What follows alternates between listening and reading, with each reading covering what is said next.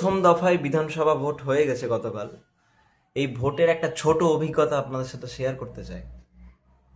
আমি যতটুকু কথা বলেছি বিজেপি এবং তৃণমূলের ভোটারদের সাথে, তাদের সাথে কথা বলে একটু গভীরভাবে আলোচনা করে এতটা জানতে পেরেছি, এতটা সিদ্ধান্তে আমি স্থির হতে পেরেছি যে তাদের মধ্যে একটা বড় অংশের ভোটার, 80 থেকে 90%ই, তারা অ্যাকচুয়ালি কেউই তৃণমূল এবং বিজেপির যা কার্যকলাপ, যা নীতি, কোনোটাকেই সমর্থন করে না। তাদের সততা কখনো বিজেপি তৃণমূলের কার্যকলাপের পক্ষে নয়, কিন্তু তবুও আজকের যে পরিস্থিতির জন্য তারা বিজেপি নয়তো তৃণমূলকে ভোট দিতে বাধ্য হলেন, আজকে যে পরিস্থিতি, তাদেরকে মূল ইস্যুগুলো, স্কুল খোলা, হাতে কাজ দেওয়া মানুষের, নারীদের নিরাপত্তাটাকে সুনিশ্চিত করা, এই ইস্যুগুলোকে নিয়ে ভাবতে দিল না।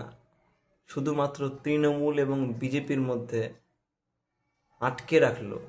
আমরা এই পরিস্থিতিটার আগামী দিনে পতন চাই। আমরা সকলে মিলে যদি একত্রিত হই, তাহলে খুব তাড়াতাড়ি এই পরিস্থিতি আর আমাদের কাছে থাকবে না, অতীত হয়ে যাবে। অতএব আগামী 4 তারিখ কী রেজাল্ট হবে আমরা জানি না, আমরা শুধুমাত্র অনুমান করতে পারি। কিন্তু আমরা এতটুকুটা খুব খুব নিশ্চিতভাবে জানাতে পারছি আপনাদেরকে, বিজেপি নয়তো তৃণমূল, এই সংকীর্ণ পরিস্থিতি, এই বাইনারি আগামী দিনে থাকছে না।